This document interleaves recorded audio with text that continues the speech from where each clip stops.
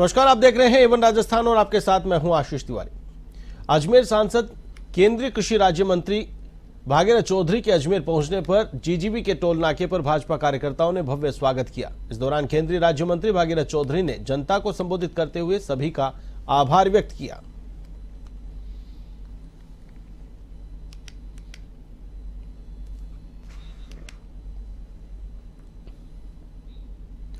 महुआ से भाजपा विधायक राजेंद्र मीणा रविवार को सपरिवार मेहंदीपुर बालाजी पहुंचे, जहां उन्होंने बालाजी के दर्शन किए और विशेष पूजा अर्चना कर प्रदेश में खुशहाली की कामना की। इस दौरान विधायक का बालाजी मोड़ से बालाजी मंदिर तक जगह जगह स्वागत किया गया। मीडिया से बातचीत में विधायक राजेंद्र मीणा ने कहा कि लोकसभा चुनाव के दौरान विपक्ष ने जनता में भ्रम फैलाया कि मोदी 400 सीट आने पर संविधान बदल देंगे, आरक्षण खत्म कर देंगे, लेकिन अब आगामी समय में जनता विपक्ष के भ्रम को समझ चुकी है। तो वहीं किरोड़ी लाल मीणा के इस्तीफे पर उन्होंने कहा कि वे जो कहते हैं उसे पूरा करते हैं, लेकिन जनता को थोड़ा इंतजार करना होगा। खुद किरोड़ी लाल मीणा अपनी स्थिति स्पष्ट करेंगे।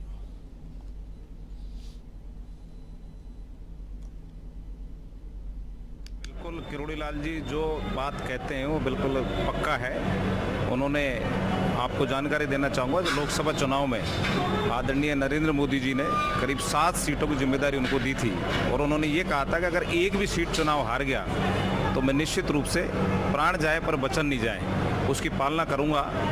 और आप बिल्कुल धैर्य रखें, 1-2 दिन में किरोड़ी लाल जी उचित निर्णय लेकर और जनता के बीच में संदेश देंगे। नेता प्रतिपक्ष टीकाराम जूली के पिताजी स्वर्गीय लेखराम ठेकेदार की 15वीं पुण्यतिथि पर अपने पिता को याद कर जूली भावुक हो गए। अपने पैतृक गांव कठुआस स्थित लेखराम इंटरनेशनल फैक्ट्री परिसर में उनके स्मृति स्मारक पर श्रद्धांजलि सभा का आयोजन किया गया। मानव जीव के प्रति उनके योगदान, व्यक्तित्व और कृतित्व को याद कर उपस्थित जनसमूह ने सम्मानपूर्वक स्मरण किया।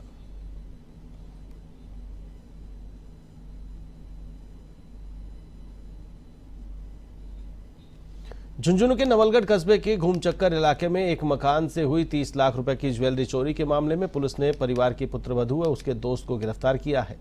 सीआई अशोक चौधरी ने बताया कि बंशीधर के छोटे बेटे की पत्नी अनीता ने इस चोरी की पूरी घटना का प्लान तैयार करवाया। उसने अपने दोस्त गणपति नगर कालवाड़ रोड जयपुर निवासी देवेंद्र सिंह के साथ इस चोरी की वारदात को अंजाम दिया। पुलिस ने 13 लाख रुपए की कीमत के जेवर बरामद किए हैं। पुलिस ने अनीता व देवेंद्र सिंह को गिरफ्तार कर लिया है। पुलिस ने चोरी की वारदात में काम में ली गई बाइक भी बरामद की है।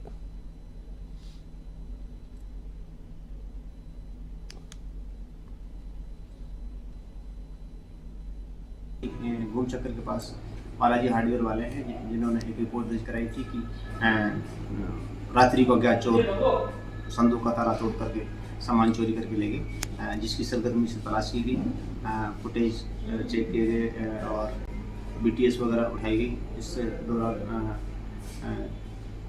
पुलिस की एक्टिविटीज या तत्परता को देखते हुए अपराधी घबराकर 27 तारीख को परिवादी की बालकोनी में एक बैग जेवरात से भरा हुआ फेंक के चला गया।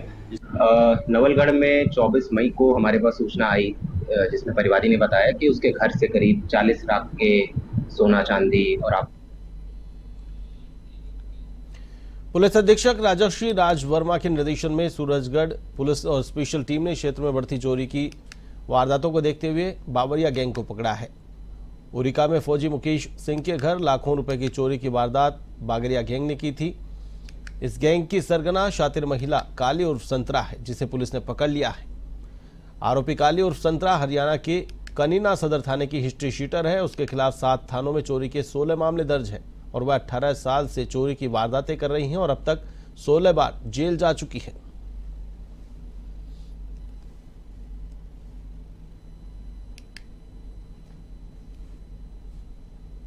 सूरजगढ़ में 2 जगह सोने घर में चोरियां हुई थी और दोनों का एमओ जो था बिल्कुल सेम सा था।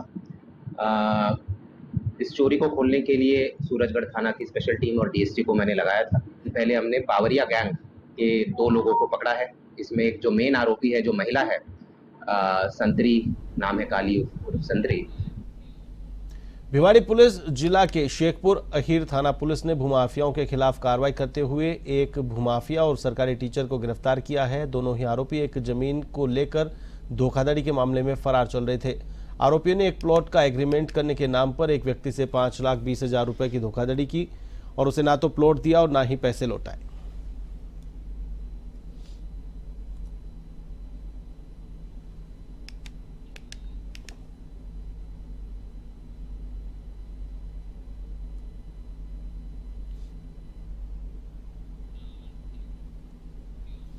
देर रात झुंझुनू शहर के बीडीके अस्पताल के पालना गृह में प्रीमेच्योर डिलीवरी से जन्मे एक बच्चे को कोई छोड़कर चला गया। 6 घंटे पहले जन्मे बच्चे की सांसें एक बारगी तो रुक गई थी, लेकिन अस्पताल के डॉक्टरों व स्टाफ ने सीपीआर देकर उसका जीवन बचा लिया। हालांकि समय पूर्व प्रसव होने के चलते बच्चे की हालत काफी नाजुक बनी हुई है।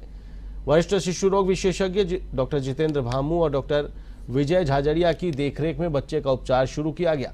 डॉक्टर भांबू ने बताया कि बच्चे का वजन करीब 1.5 किलो है और 6 से 12 घंटे पहले ही संस्थागत प्रसव के जरिए उसकी प्रीमेच्योर डिलीवरी हुई।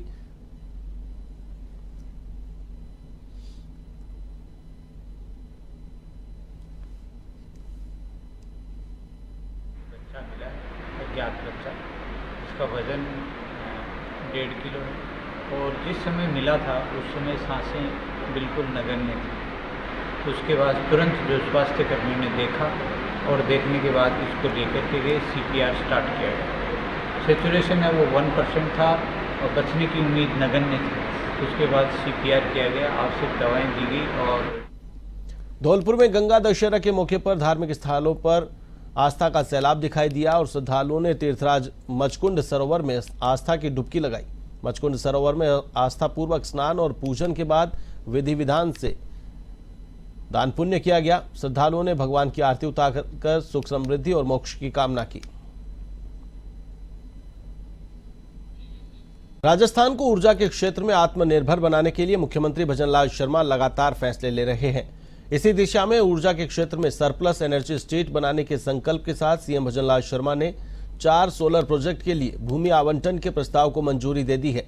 इसके तहत बीकानेर में 2450 मेगावाट के 4 सोलर पार्क के लिए Rajasthan solar park development company को 4780 हेक्टेयर और फलौदी में 500 मेगावाट के एक सोलर प्रोजेक्ट की स्थापना के लिए एनटीपीसी रिन्यूएबल एनर्जी लिमिटेड को 910 हेक्टेयर भूमि आवंटन किया गया है।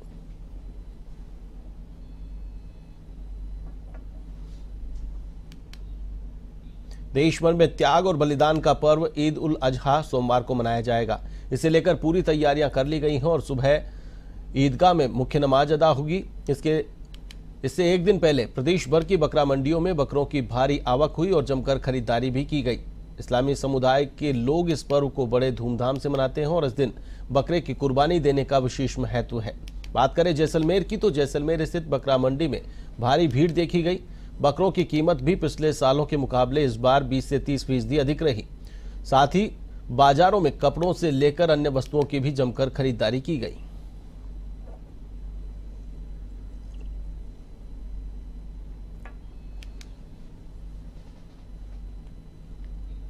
वहीं राजधानी जयपुर में त्याग और बलिदान के पर्व ईद उल अजहा को लेकर राजस्थान रोडवेज ने विशेष तैयारी की है। इस पर्व के तहत ट्रांसपोर्ट नगर होकर वाहनों की आवाजाही नहीं होगी।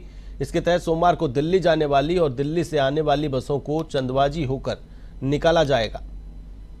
इससे यात्रियों को परेशानी होगी, उन्हें कई किलोमीटर चक्कर काटना पड़ेगा। वहीं ट्रांसपोर्ट नगर होकर जाने वाले अन्य रास्तों को भी ट्रैफिक को डाइवर्ट किया गया है।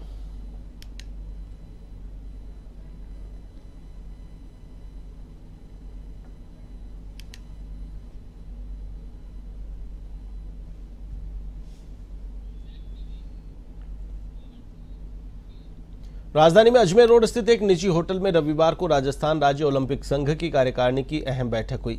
संघ अध्यक्ष अजीत सिंह राठौड़ की अध्यक्षता में हुई बैठक में कार्यकारिणी सदस्यों के साथ राज्य खेल संघ के पदाधिकारी भी मौजूद रहे। बैठक में सभी में 2 जून को हुई राजस्थान राज्य ओलंपिक संघ की बैठक को असंवैधानिक करार दिया। साथ ही कहा कि कार्यपालिका में सभी फैसले बहुमत से लिए जाते हैं। फिलहाल राजस्थान राज्य ओलंपिक संघ के पास किसी प्रकार का कोई बहुमत नहीं है। उस दिन हुई बैठक में 19 सदस्य अनुपस्थित थे और ऐसी बैठक का कोई औचित्य नहीं। बैठक में आगामी चुनाव को लेकर चर्चा की गई और 5 सदस्यीय समिति गठित कर संविधान संशोधन का ड्राफ्ट तैयार करने की जिम्मेदारी दी गई, जिसे 23 जून 2024 की साधारण सभा की बैठक में रखा जाएगा।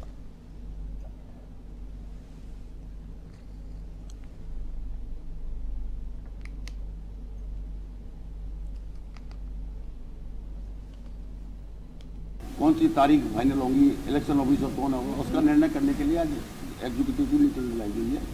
और मुझे विश्वास है कि बहुत सर्वसम्मति से यूनानी मसलिक जिस प्रकार 50 साल से 40 साल से राजस्थान ओलंपिक संघ रन कर रहा है, उसी प्रकार आम सहमति से चुनाव संपन्न होंगे।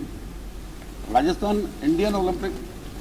ओलंपिक के चुनाव में इंडियन ओलंपिक से एफिलिएटेड गेम ही पार्टिसिपेट करते हैं।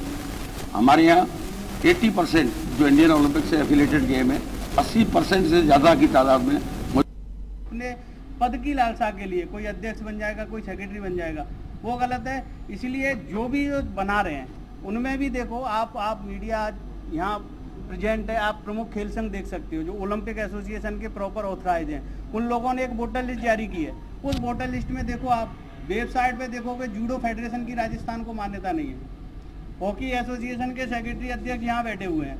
नेटबॉल एसोसिएशन का नाम दिया है, उसकी मान्यता नहीं है, यहाँ सेक्रेटरी प्रेसिडेंट है, उन्होंने नाम दे दिए। साइकिलिंग का दे दिया है, साइकिलिंग के सेक्रेटरी यहाँ है, ठीक है। बॉक्सिंग का नाम दे के डैश लिख दिया है, केवल एक संख्या बल दिखाने के लिए, लोगों को गुमराह करने के लिए। वेट लिफ्टिंग का नाम दिया है, वेट लिफ्टिंग के सेक्रेटरी प्रेसिडेंट और सारी यहाँ है, ठीक है। वेबसाइट पे जिनके नाम है वो नाम ही नहीं है। कम से कम वेबसाइट पे वो खुद अपने कॉन्स्टिट्यूशन में लिख रहे हैं, जो उन्होंने अमेंडमेंट किया वो उनको अधिकार नहीं था। वो जैसे अभी सेक्रेटरी साहब ने बता दिया कि जब तक किसी झुंझुनू में बावरिया जाति के युवक की मौत के बाद मृतक को दफनाने का विरोध शुरू हो गया है। गांव-गांव घूमकर जीवन यापन करने वाले बावरिया जाति के एक युवक की रविवार को मौत हो गई। मौत के बाद दफनाने को लेकर ग्रामीणों ने विरोध जताया। प्रकरण सदर थाना क्षेत्र के बिंजुसर गांव का है, जहां पर बावरिया जाति के युवक की मौत हो गई। मृतक की देह को गांव में दफनाने पर ग्रामीणों ने विरोध जताया। ग्रामीणों का कहना है कि युवक हमारे गांव का नहीं है, इसलिए उसे उनके जोहड़े में दफनाने का हक नहीं है।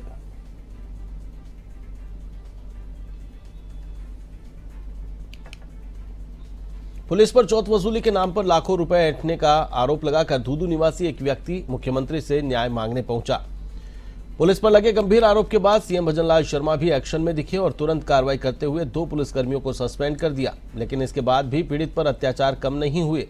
पीड़ित ने कहा कि पहले पुलिसकर्मियों ने उसके साथ दोस्ती की और फिर लाखों रुपए चौथ वसूली के नाम पर ऐंठ लिए, जिसके बाद पीड़ित ने डीएसपी और उच्च स्तर पर अधिकारियों से गुहार लगाई, लेकिन उल्टा उसी पर झूठे मुकदमे लगा दिए गए। अब फिर से मीडिया के माध्यम से पीड़ित ने राज्य सरकार से न्याय की गुहार लगाई है।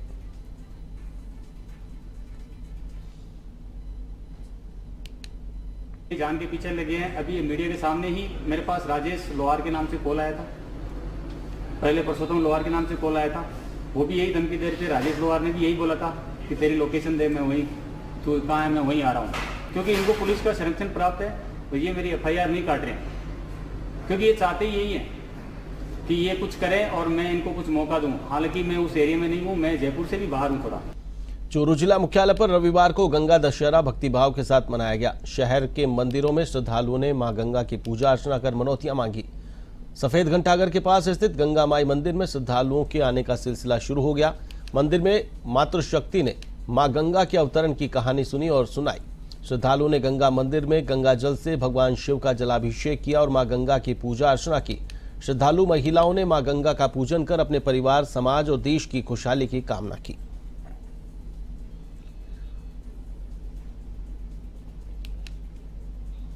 रतनगढ़ में चूरू सड़क मार्ग पर रविवार की सुबह उस समय अफरा तफरी मच गई जब एक दुकान से लोगों ने धुएं का गुब्बार उठता हुआ दिखाई दिया।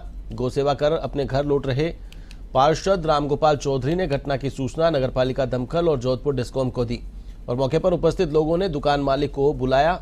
अफरा तफरी के बीच दमकल ने आग पर काबू पाया।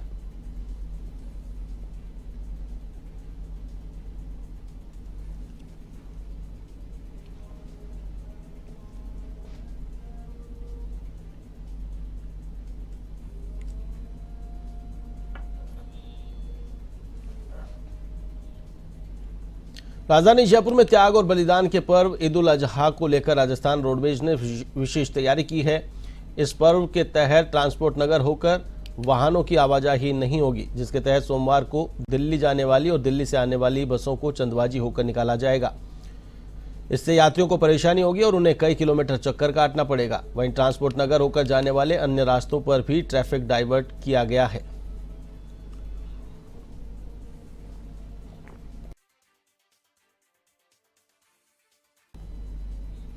बुलेटिन में फिलहाल के लिए बस इतना ही। मुझे दीजिए इजाजत। नमस्कार।